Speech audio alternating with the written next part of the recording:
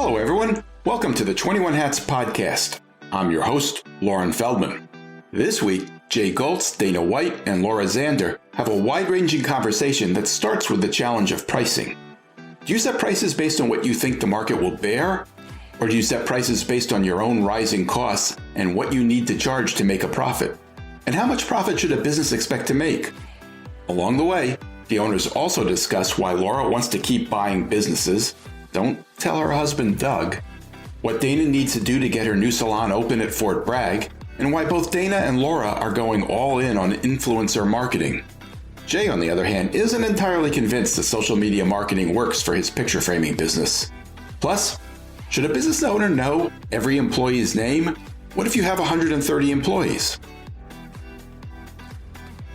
Even in good times, owning and running a business can be a lonely pursuit.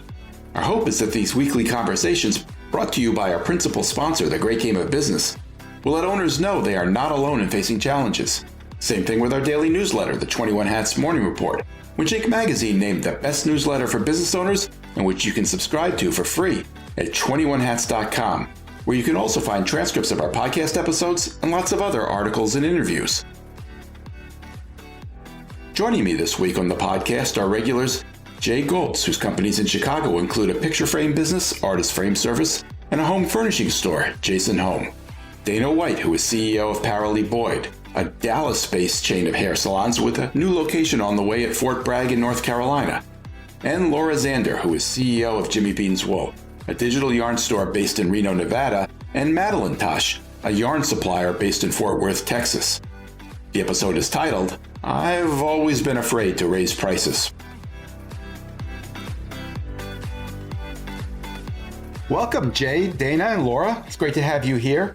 On last week's episode, we had a really good conversation about what Sean, Liz, and William are doing differently with employee compensation.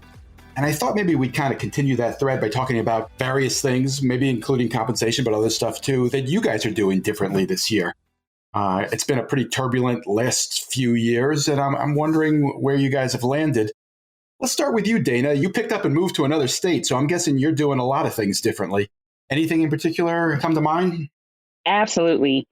So with Paralee Boyd, I've decided to take appointments in our Texas location.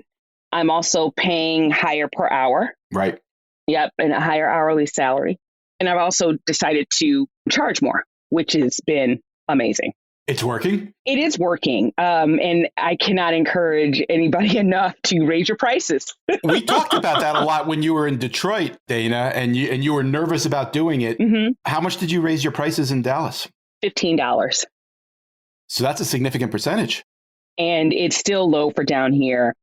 I think our average ticket is around $88 to $90, even on a base price of $65. So I've always been afraid to raise prices. I've been afraid to pay more, not because I don't think my staff is worth it. I've been just thinking they won't pay it, right? And I'm afraid that if I have high compensation, we just won't have the money, and the whole thing has been, I never want my staff to worry. I don't want them to think, oh, small business, I have to deal with this drama. But you raise prices, you have more money, you can pay people more. Dana, did you raise the price when you opened initially in Dallas, or did you open at $50 and then go to $65? I opened at $65. I was going to open at $70, which is similar to other salons around here.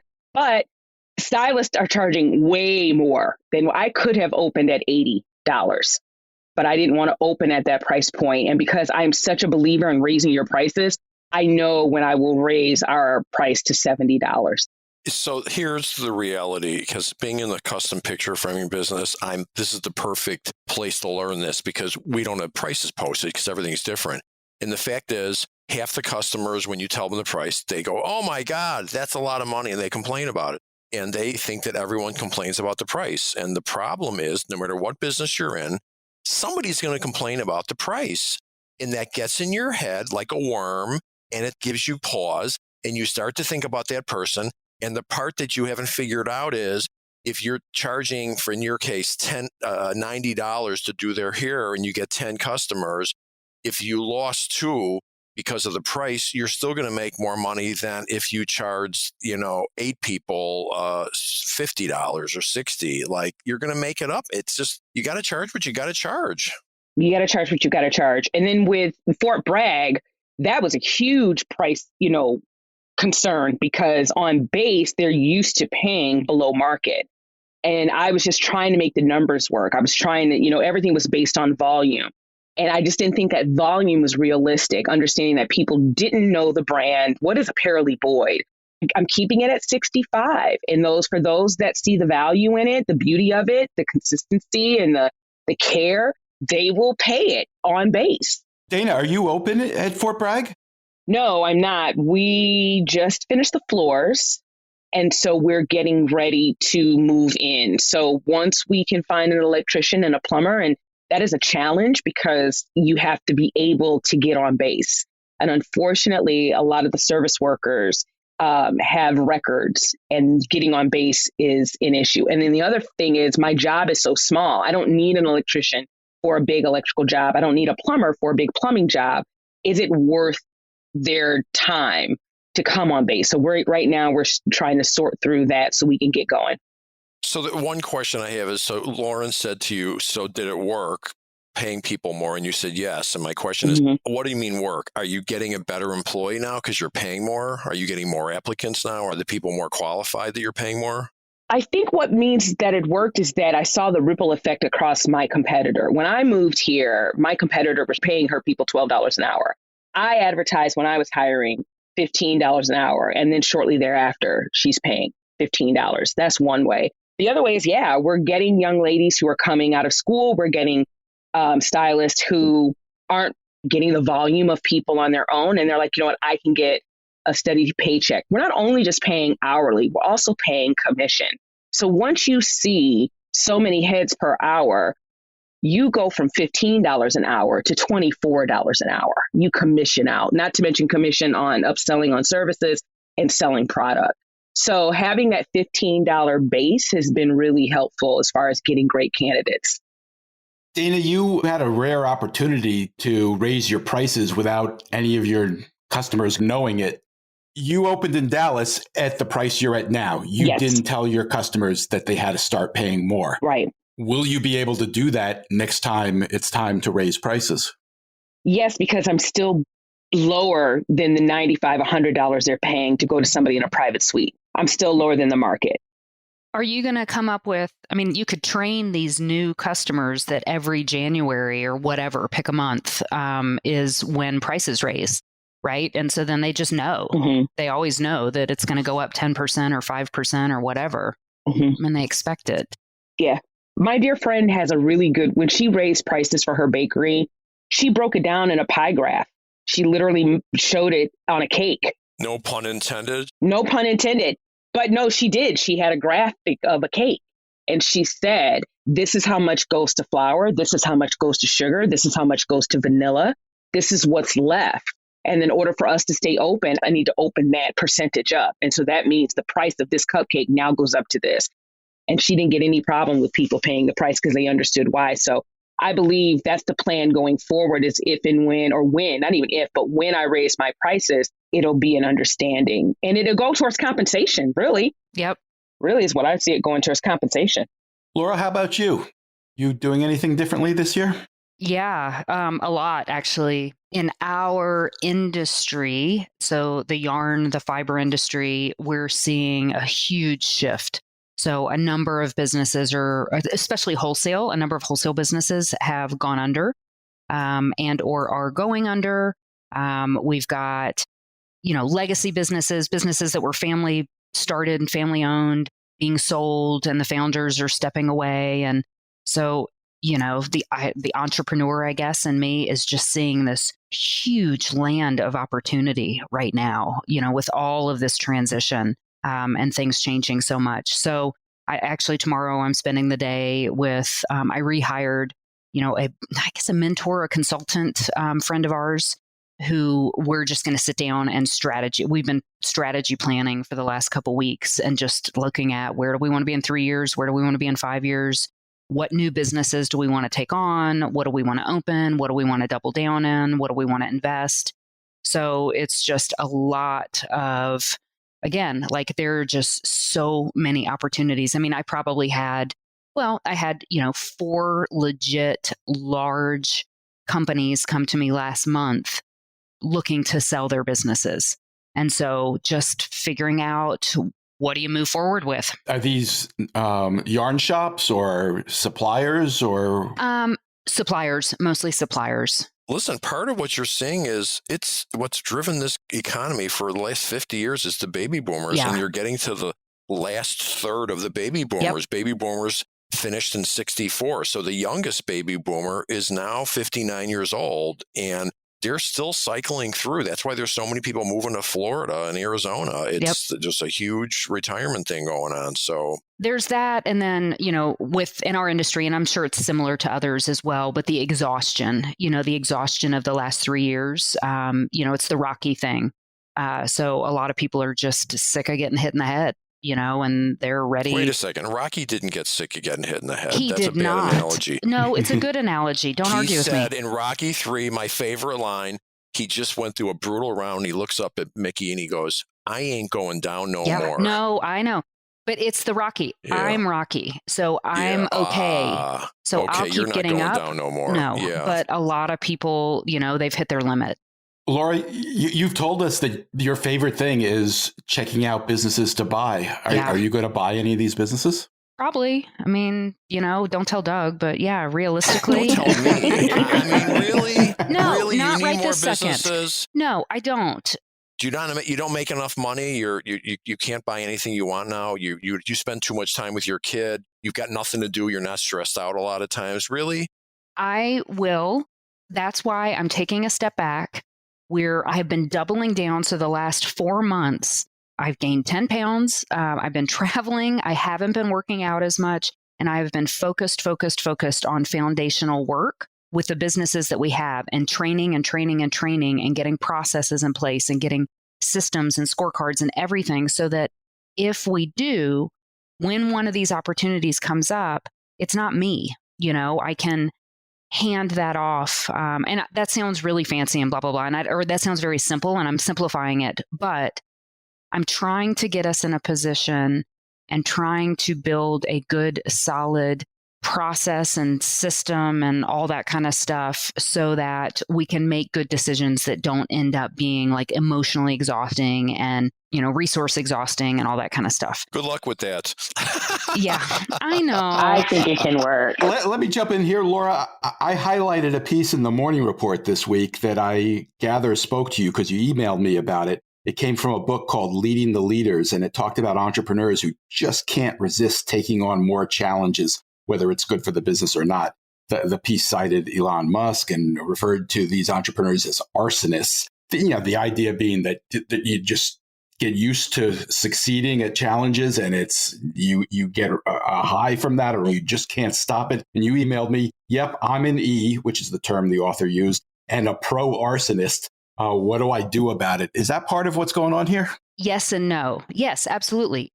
The difference is, now in my elder years, I'm catching, I'm catching myself. And so I'm noticing that those tendencies to just create chaos, to jump on something new.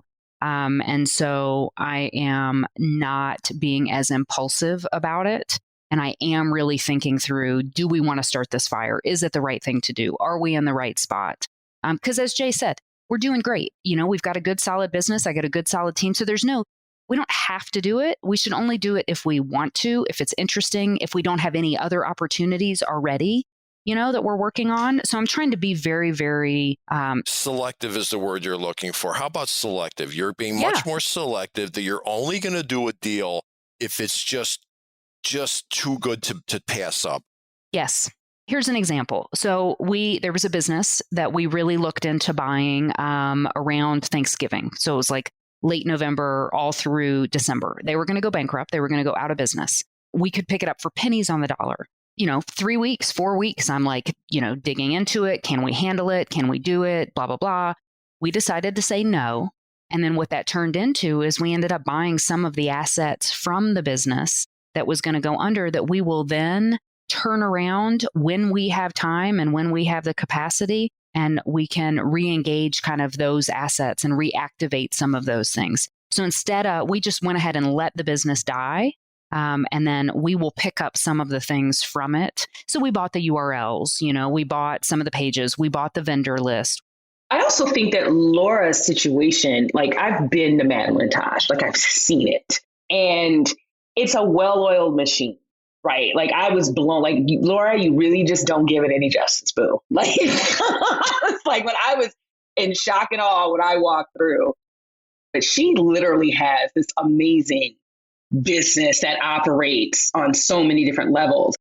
She is deciding to control from the beginning of the process of sales to the end. So how and where it's made and owning that all the way to the website by which you purchase her stuff on. So I'm not surprised that when you have a macro mindset of your business, and I've been inspired by it, right? Even in franchising, having this, okay, wait a minute, I could actually own the operations company that people will pay me to operate the franchise. Who better to operate Apparently Void than the operating company that I will put in place? Wait a second, Dana. Are you back to franchising? I thought you put that aside for a while. So the representative from the mayor's office in Dallas has reached out to me because of, my story and whatever. We're going to start looking back into it in 2023. I was frustrated because I'm like, I can't believe. And he has been looking at minority-owned franchisors for a while. And he made the case and said, you're not delusional. This is why this isn't happening. And you're not alone. Like, it's not like... Is the mayor's office in a position to help you with that? Absolutely. Absolutely. Because Dallas is, if not the largest franchise city in the country. They have more franchisors and franchise corporate headquarters here than anywhere. So I've told them what I want, and we'll see, but you're not, when I said, okay, so I got into this is what I'm seeing. Why is this the case? And he's a franchise attorney. He doesn't want my business. Like, he doesn't want to represent me. He's just really passionate about minority franchisors. And considering that I've already gotten through the hurdle of now I am a franchisor, he's like, okay, there's no reason. Like, the reasons that you're encountering, there's a reason why Allie Webb's took off and yours didn't. And you're not imagining that. But I'm here to help you. And the mayor's office is here to help you to remove those barriers. And so that's it. But back to Laura and Jay and what I've heard with her buying other companies. And I think it's brilliant. Even with my product line, it's like, okay, wait, why am I paying somebody else to do this? Is it possible for me? And is it, cheaper or more efficient for me to do it? So kudos to Laura. Laura, you really should talk about, we should do a show from Laura's Madeline Tosh. What did you see there that so impressed you, Dana? Man, where do I start? So you pull up, you see the big Madeline Tosh logo, and you're just like, oh, Laura, yay. But then you go in, and specifically the rooms of wool, and listening to Laura and the care and the deliberateness of how she picks the product. Then you go into another room and you see the workstations of all the people that work there. So of the dyers. And that could be an awful sweatshop. It could be an awful place to work. But it's not. I felt looking at each of those people's stations, I knew a little bit about them just by walking through and having this space that even though the work isn't easy, right? It's not oppressive. I didn't get that. I got, oh, okay, wow. And that was at everybody's workstations on the front end and on the back end. And they're there to work with Laura to build Madeline Tosh. It's something that was new when we took over, is we gave everybody a little bit of money to decorate their space, to personalize their spaces. Wow. And they did it, and it shows who they are, and it shows the type of work environment. Then they were having I don't want to say a meet and greet, but it was like people were actually there. I think it was retailers and some customers were coming to Madeline Tosh. Like an open house. It's like an open house. And to overhear the people talk about the level of what they expect from this brand, whereas most people work for it, like, okay, we got to try to do this, because they care about the quality of product they're putting out. It just kind of comes naturally. So people, I don't want to say they take it for granted, but it's like, oh, we expect that. It's Madeline Tosh. We expect that, right? But it hasn't always been that way. It's almost like, oh, I'm glad it's there now. And it's this huge space. I really like seeing the wool. I really took pride in watching my friend walk through her business, and the pride she takes in how everything is unfolded in the acquisition of Madeline Tosh. It's just really cool. I was so proud of her. I was skipping on the way out. Yeah. You had me at it didn't seem oppressive. Yeah. But it could have been. It could have been oppressive. No, I'm going to tell you the interesting perspective. I've never been there, and all I've heard about is the problems trying to get the air conditioning working and getting the management, because that's what we do, and she talked about all of her problems. So I'm glad to hear that, because she never talks about the good stuff. She's talking about all the issues she was having, which she worked through. Yeah, because I'm moving on. I got, it's like constant problem solving. That's interesting, because this is all new information, because when I think of it, I think about the problem you had trying to get the place air conditioned for a long time. That's right. Yeah, I totally forgot about that. And we had nobody quit this summer.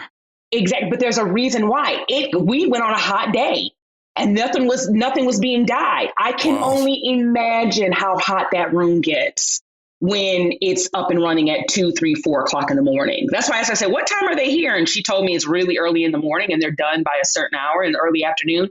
But still, it's hot, but you can tell the care that goes into making sure the people are. I'm not surprised she has a wait list to work for her. Not at all. Not surprised. Jay, what are you doing differently this year? Well, I'm spending a lot more time on just figuring out projections, because my business model has changed a little bit. My real estate taxes have just gone up dramatically. I'm paying $500,000 a year just for real estate taxes.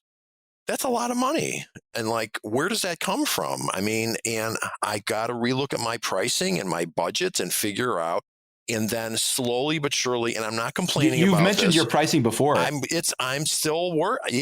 going back to the ground, from ground zero, which I have handwritten formulas from 30 years ago that we were working off of. So I'm having to relook at the whole business model, because, the minimum wage in Chicago was going up to $15.80, and it's going up a lot. And I'm not complaining about it. It's fine. And now you get 5 sick days per year. That's built in. So my cost of labor has gone up, and the cost of the real estate taxes have gone up, and the cost of maintaining the buildings keeps going up, and it's got to come out of somewhere. But those real estate taxes are your responsibility personally, right? It's not the business, just to be clear. Well, it's the same. It's same difference. If I was a third party, you'd still end up paying the taxes. Someone's paying the taxes. I'm not. That's what they call a triple net lease. So the tenant always ends up paying the taxes. So, I have to really look at all of my pricing, because stuff is just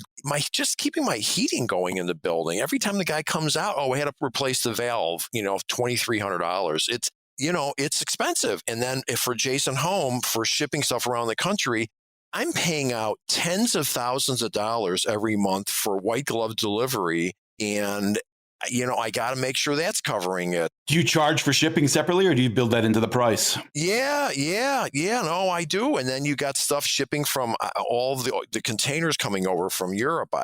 So I really have to, it crept up on me, but I'm really spending a lot of time. And then I got my kid in my head when I'm looking at the budgets, and I hear him going, gee, is that really enough money to make? And it's not wrong. I mean, it comes down to the basic question of, what should the bottom line of a company be? And I've been in lots of business groups over the years, and it's always a nebulous number that's out there. How much should a company make? And there's no quick and easy answer to that. Your CFO doesn't answer those questions for you? My CFO has been here a year, and she's got enough on her plate to just take over the antiquated computer system and work on no, she's just got too much on her plate. And she doesn't understand the business. She doesn't understand the business at all. I mean, she's just been here for a year. I'm the one that, knows how to frame a picture, and I need to be, and this is, so I'm working on it. Jay, I'm curious, to what extent are you basing your pricing on what it costs to make your stuff or, get your stuff? And to what extent are you basing it on what you think the market will bear? I put zero energy into what the market will bear, because there's no way of knowing. And this is an old thing of mine. doing speeches at frame shows, talking to framers. So like, oh, I can't charge that much. Well, if you're not making any money, what choice? You got to charge what you got to charge. End of the story. You need to charge what you need to charge. I can't start, oh, well, the customers won't pay that. A, you don't know that. And B, what are the other options? Don't charge enough and not make any money? When we're done with this podcast, I'm heading into the office because we're starting on a private label line brand of yarn. And this today is the day that we're going to work through pricing, right? So, we're getting it manufactured right now. And so now we're trying to figure out like, what will the market bear? Like, what's the top down? What's the bottom up? Blah, blah, blah. And, Jay, I always ask you, I'm like, what is my job? How involved should I be in this kind of stuff? And I don't have a CFO. And so I guess I just always assumed that CFO was your silver bullet and you could just say, hey, CFO, tell me what we should be charging on all this stuff. Way and more it's complicated. No, it's absolutely one of your jobs as far as I don't know. I love it. Well, first of all, you're giving the heart and soul of the company to a third party. Like this is like, if that gets messed up, you're out of business and who knows it better than you do. Now, here's an interesting part people should be thinking about, which I'm thinking about. You got two people in a business group. They both have businesses that do whatever, $10 million a year. And one says, oh, I've got a 10% bottom line. Wow, that's great, $1 million. And the other person says, oh, I only have an 8% bottom line. Well, you really have to know how much money is invested in the business to decide who's in better shape because it's return on investment. Right. If the person making 10% on the business has $3 million of inventory and the person who makes 8% has $200,000 worth of inventory, their return on investment is dramatically better. So you do have to factor that in. How much? Sure. And then the question is, now this question I say isn't that nebulous. What your bottom line should be, there's a lot of factors, but what should your return on investment should be? It certainly shouldn't be 10%. You can almost make that in the stock market and not work. So that's a great question. Right. Should it be 20-some%? Yeah. Should it be 30? It certainly should be north of 20% or otherwise it's too much work. You could buy I know real estate. I've learned that if you do real estate properly and you leverage it properly and you charge the right rents, you can make 15, 16% a year on real estate, which is why people get rich with real estate because 15, 16 is a lot more than 8 or 9 in the stock market. Now, when you do what I did by accident and I did SBA loans and you only put 10% down, oh my God, your return on investment could be 30% because you've got very little money in it of your own. So you really need to understand the concept of return on equity versus return on investment. There's a difference between how much money do you have in the business and how much money is actually your money versus leveraging the bank money. So there is a difference between return on investment and return on equity. What we can do with your business when we're off the podcast, take your bottom line and what is your business worth? What is the inventory worth? And that would be interesting. What do you mean after the podcast? Okay, well, does she want to share her real numbers? Someone will come and knock her over the head. Well, let's just say they're basically the same. Let's say that my inventory is about the same as what the bottom line is. Okay. Let's just say they're both $1 million just for round numbers. Okay. Well, that's phenomenal. Then you're making 100% return on investment. So, and one of the questions I was going to ask was, 20 years in, I've burned off all the sweat equity. Those first 5 years, like I didn't make much money. Right. I didn't pay myself anything. So part of my investment obviously was sweat equity. Now, at this point in the business, I think, that is pretty much gone. No, listen, the whole EBITDA times a multiple, that's really what the core of it is. They're figuring out what's the cash flow. And if someone put money in, how much money are they going to make on your money? That's really where the whole concept of EBITDA times a multiple comes from. No one's going to go put money into a business and then think, oh, I can make a 12% return. Why would you take the risk to do that? That's a great point. Okay, so if let's say my inventory is worth $1 million and my bottom line is $500,000, so then I'm making 50%. Okay, and that's good. I think so. Sure. Okay. What else would you do with the money? It's not, you couldn't go and invest it somewhere and make that kind of money. So I think that's a good exercise for people because, like I said, just looking at what your bottom line is, it really depends on how much money you have in the business. I did a bus tour one time when I got into the home store and I was selling a lot of plants. So I went on a tour with people who own nurseries around the country. And, I got a big mouth. So we're on the bus and I'm talking and I said, after seeing some of these places, it's an unusual industry in that many of the people in it, it's their grandparents bought it or great grandparents, they own the land. And we're going through some really rich neighborhoods and there's a plant store. And I said, do you actually make enough money on this business to justify tying up the land here? And the answer was frequently no. And I said, in this kind of industry, there's a lot of people who really aren't making any money, but they think they're doing fine, but they left off the fact that their great grandfather bought the land for next to nothing, and now it's worth $12 million. And a guy got really mad at me, and he goes, "We're doing God's work." And I said, "Okay, I'm not telling you not to do it. It's priceless. I'm just suggesting perhaps you should factor in the cost of the land when you do your pricing so you're getting a return on your investment." And I know for a fact that a lot of businesses, they pay off their building, they stop charging themselves rent, and they make their business worthless. I want to go in a slightly different direction. I'm curious. I asked you guys what you're doing differently, and none of you mentioned marketing. And I'm wondering if that means that you've all kind of got it figured out and you don't have to make any changes because you're in such good shape. Laura, how about you? Do you have it all figured out? Yeah. Have you met me? Do I ever have anything figured out? What's working? What's not working for you with marketing? We're taking a slightly different approach in that we have reached out. I am starting to outsource more of the marketing in some ways, in that we've decided there's so much talent out there with all of these businesses going under. This is part of the opportunity pie that I recognize, or that, that we see, and that there are a ton of talented, creative, analytical people across the country that want work. And so we're starting to partition out some of the stuff that we're doing. So like I mentioned, the private label line, the private label brand that we're going to launch. So we have a guy in Rhode Island who we're paying, a couple $1,000 a month to take that on and to run with it. How did you find this person? How did you vet him? It's a small industry. I mean, it's somebody we've known forever, and somebody knows somebody, and, it's somebody that we've worked with in different capacities over the years. So all referral stuff, it's not us searching for anybody. It's people coming to us. So right before the podcast, I had a call with another woman. She was a former engineer. She was a designer. She's worked for another brand for a while and blah, blah, blah. And she's looking for some projects to take on.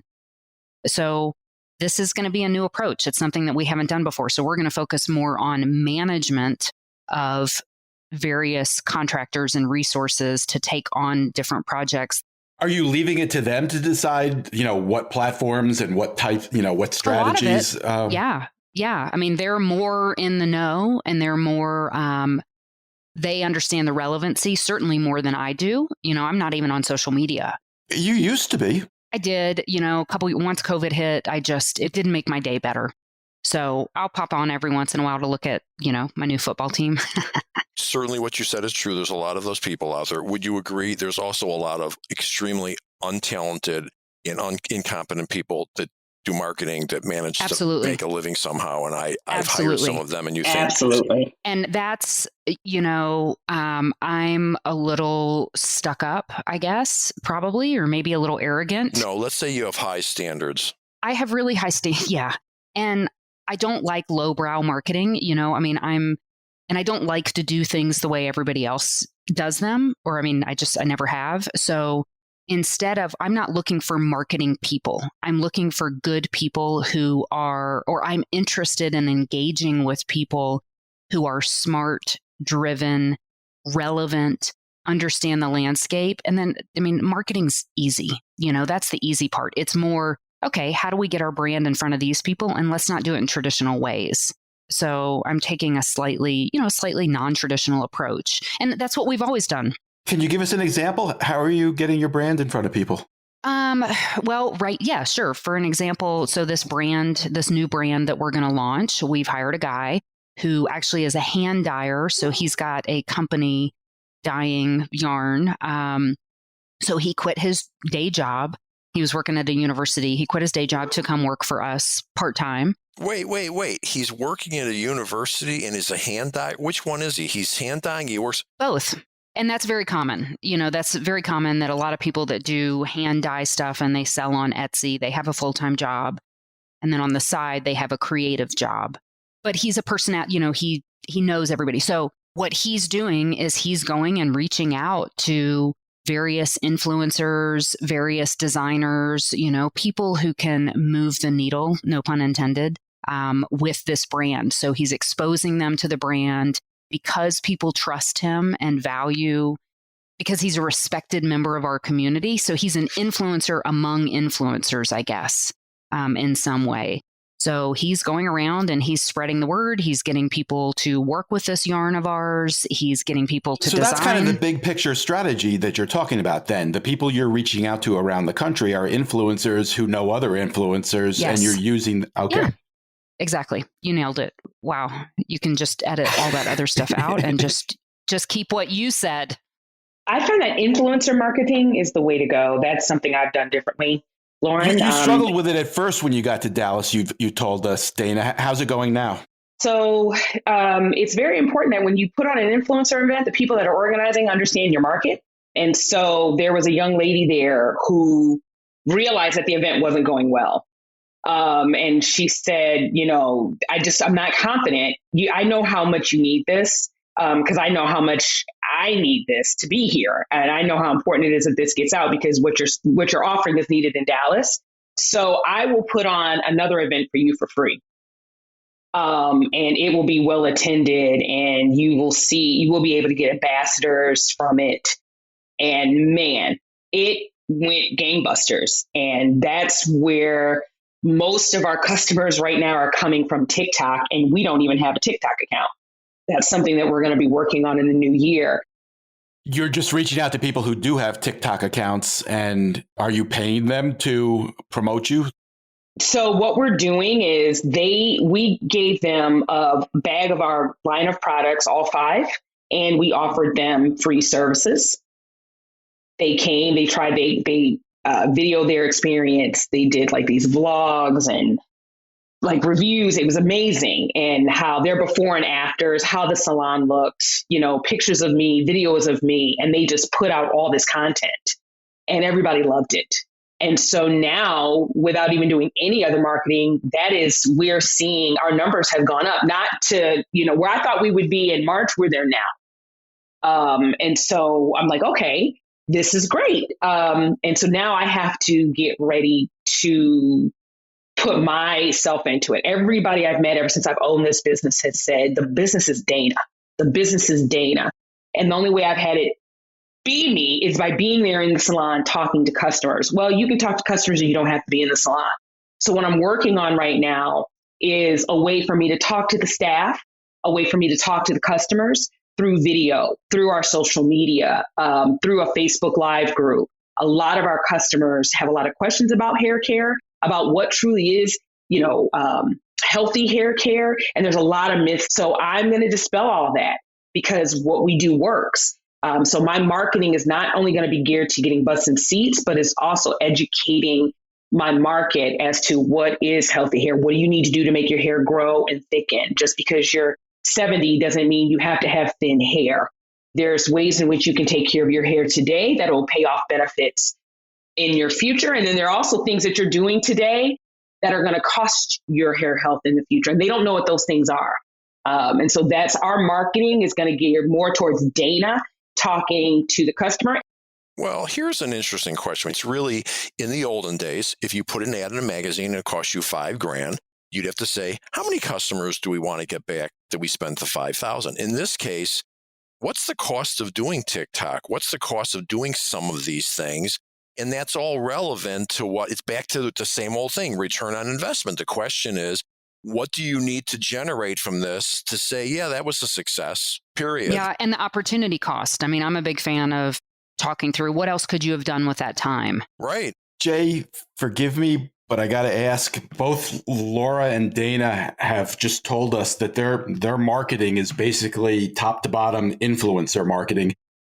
Do you have a good feel for what influencer marketing is? Sure. Oh my God, are you asking him that because of what year he was born?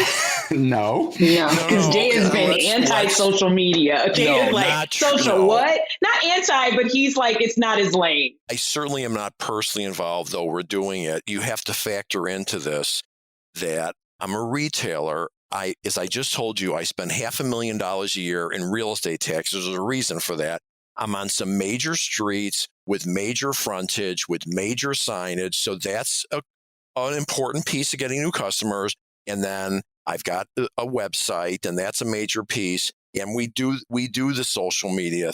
But I can tell you from just tracking it, You just I said would not, the social The media. social media. I would tell you that I have the numbers, and I can tell you that's not the big number on my.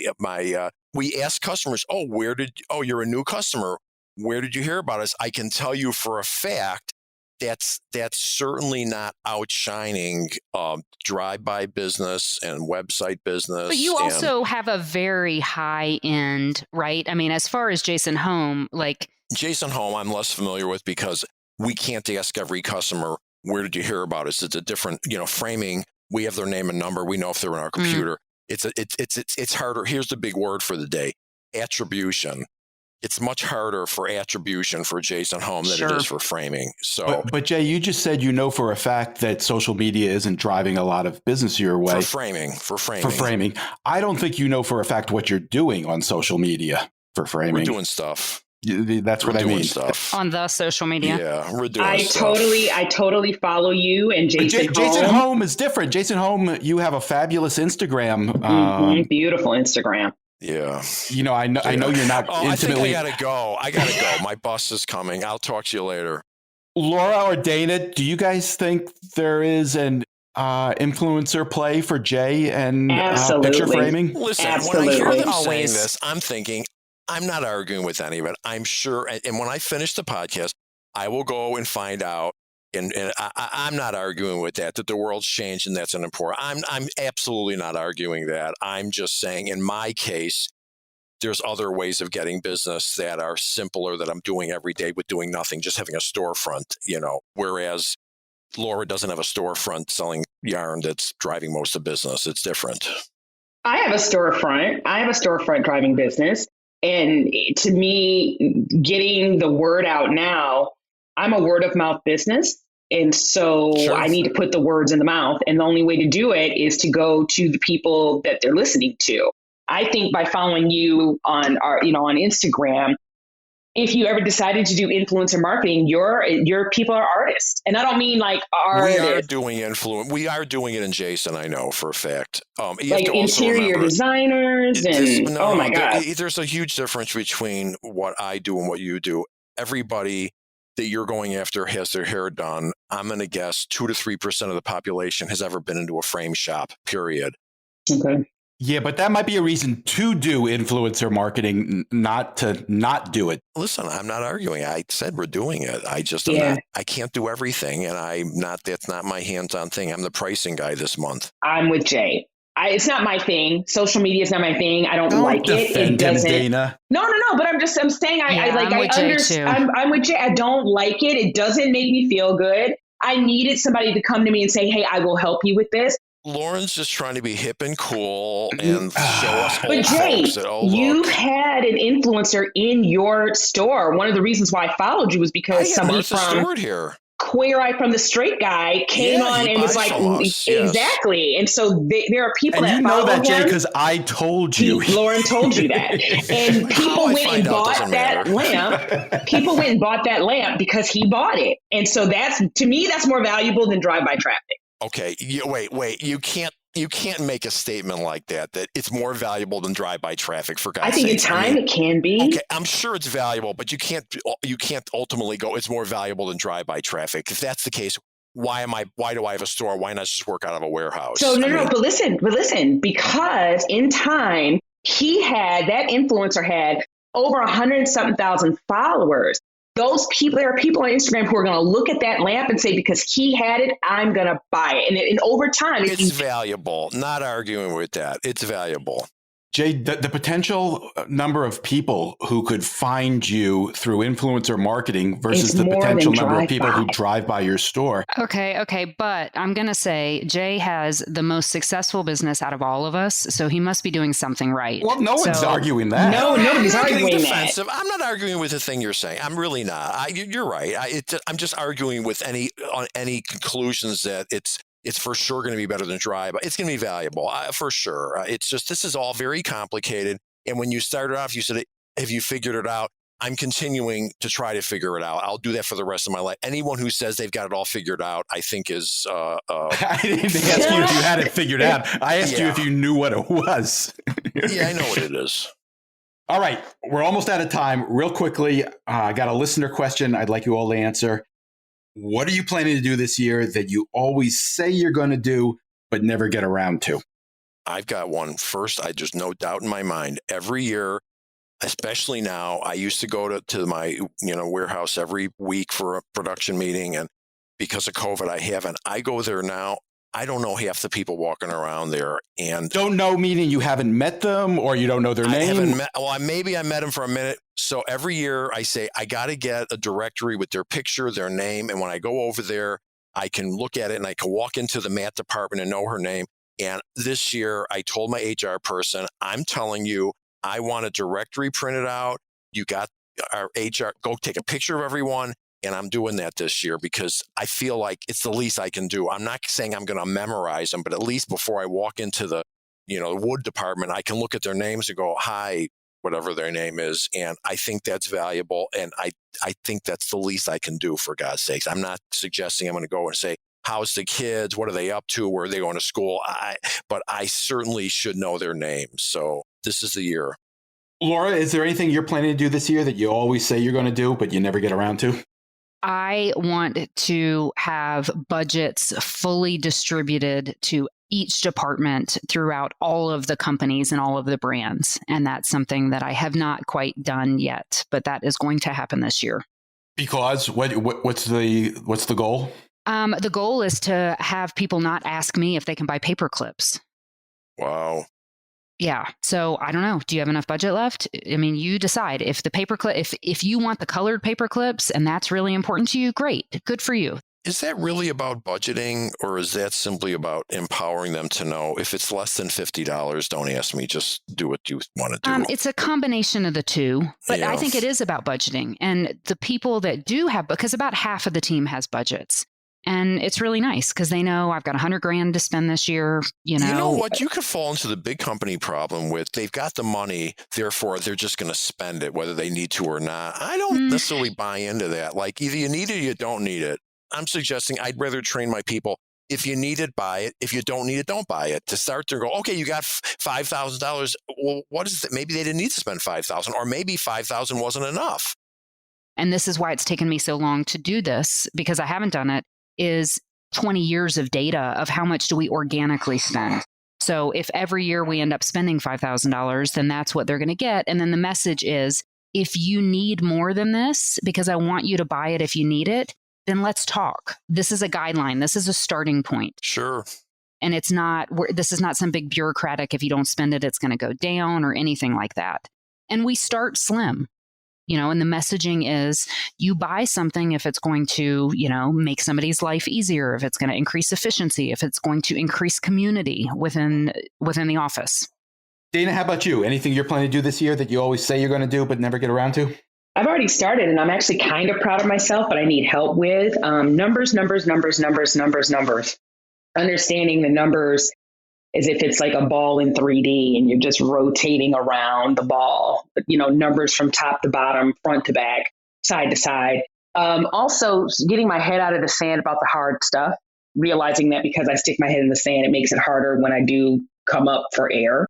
What's the hard stuff? What are you referring to? The hard stuff is having a hard conversation about, looking at the numbers. It's always the numbers for me. It's like, and only feeling better about the numbers when the numbers say something positive back. If the numbers don't, then, I don't want to look at it. Don't want to talk about it. Don't want to do it. Interesting. I bet that's common. Yeah. Absolutely.